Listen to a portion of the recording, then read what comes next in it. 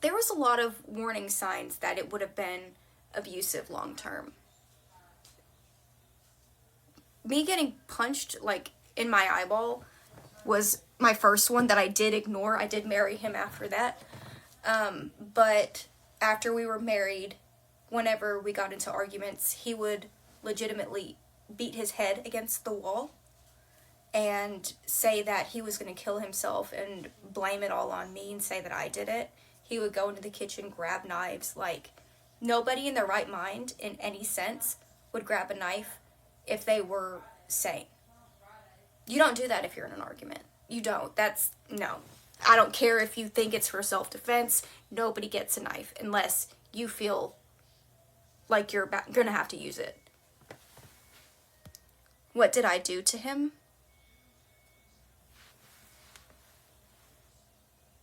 Whenever he punched me, I asked him to leave. And he told me that he wasn't leaving because he owned the house. But he doesn't, actually. The bank does. Am I gonna press charges? No, I'm just going to get divorced. Charges for something like that in India is... Interesting. I wonder what charges like that in India is. You know what I mean? I do generally wonder what that is. It's crazy because this is not the first time Kimberly has come out to make comments regarding her relationship with TJ, regarding the fact that she said that she has hinted, I believe, or even said in the past that he can become rather physical if things don't go his way. I mean, don't get me wrong. If she can't press charges because these events happen in India, then I understand, because you are in a foreign country and you are an American woman, for that matter. To be fair, in fact, you're not even a woman of their own race. You know what I mean? So I can understand that reporting him to the police probably wouldn't really do a single thing. And to be fair, at the same time, you got to think about it. There are many women, from India who it's definitely not spoken about, but I'm pretty sure it's known that men do take advantage of women.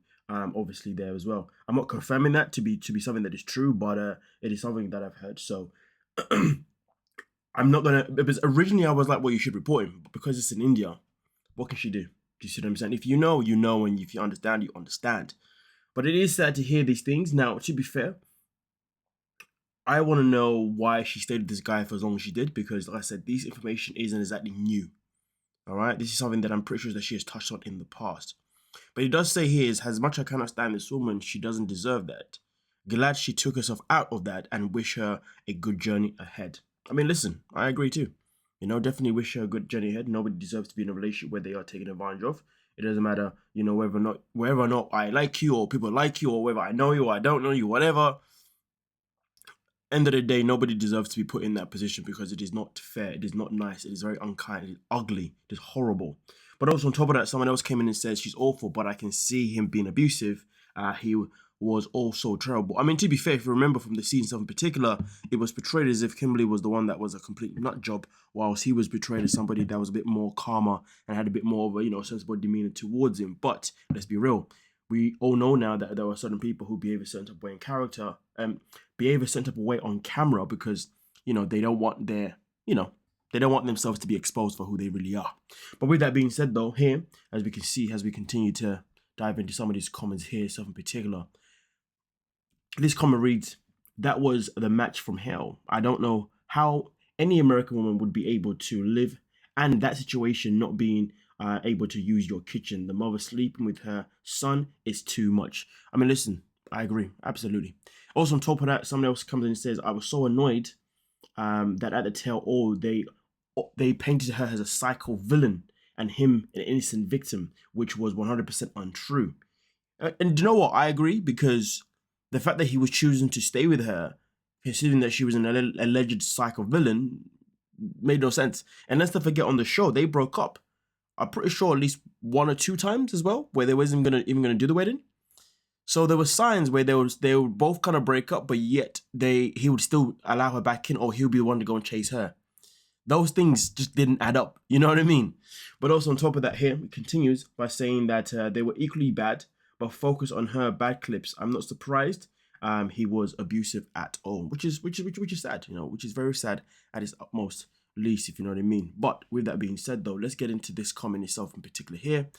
So it says, she was awful, yes, but I don't know why anyone is surprised by this or how anyone can doubt her because the warning signs were as plain as day. His brother was even worse than him. That is true. His brother was something else. His brother was hell-bent on making sure that she became the most submissive wife in the household. You see what I'm saying? So to be honest with you, definitely can agree with a comment regarding the brother being worse than him as well. But then at the same time, though, even though his brother's behavior appeared worse on screen, it doesn't necessarily mean that the brother would have been worse. You never know. TJ may be worse than his brother because you know what they say, right? If you don't know, I'm gonna tell you what they say. Those that stay silent are the ones that are usually the most deadliest. You know what I mean? The ones that watch in the back, those are the ones. Because those are the ones that we suspect the least. So therefore, they end up doing a whole lot of fuckery. Yeah. With that being said, though, this response is: if a woman fails to act exactly the way society expects her to, she is crazy, and she deserves it. Kimberly is not the perfect victim. So, of course, people are going to say she's lying. The signs of TJ being abusive were quite clear to me because I lived it. I am very sorry to hear that you lived this experience, because it's definitely one of those experiences that anyone should have to live. You know what I mean? I did say that was going to be the last comment, but I'm just going to move on to this one too, because I also want to touch on this one as well, stuff in particular. You know what? Just give me 1 second here to just readjust that one, because I need to scroll this one above, you know what I'm saying? Okay, cool, here now. So with that being said, if we're looking at this one itself in particular here, it does say that how terrifying for her.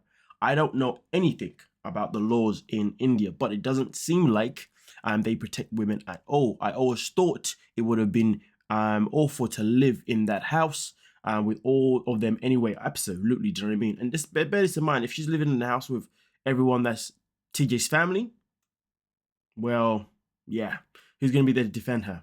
You see what I'm saying? But based on that video, though, it seems as if they had their own place. I don't think they actually lived in his family home anymore. I think they had got their own place, because I remember she didn't want to live in the house anyway. Nonetheless, though, we continue by saying they all actively hated her, including her husband, who tried to pretend that the meanness was from his family when really it was him using them as a backup. Oh, that's a rather interesting statement, stuff in particular here. The laws in India, but it doesn't seem like they protect all women.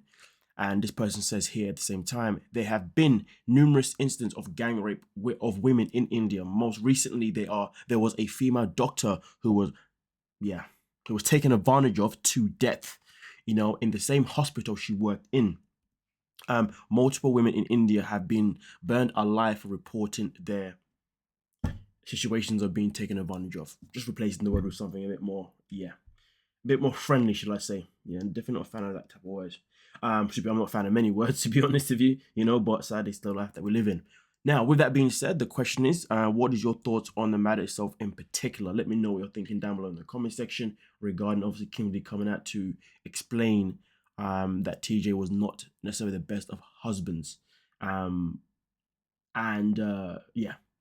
much. But at the same time, the signs were there, and it's a shame that she didn't take them. She should have really taken the signs, but I guess sometimes when people are in these relationships, it takes them a while to want to actually take, the signs that they see seriously. It's a good thing that this has happened. But the question that I also want to find out is, where is she now currently? Is she still in India, or is she back home in the States? Because I'm unsure, because when it comes to Kimberly, her location is always hard to figure out, because, boy, yeah. So I'm hoping that she's no longer there anymore. But then again, though, I don't know if I don't think she needs to be in India to get the divorce. She can just sign the papers over electronically, right? So I don't think she needs to be there, to be fair. Either way, though, I hope she does follow through with the divorce. And let me know what you're thinking. Don't forget to like, subscribe, and of course, peace.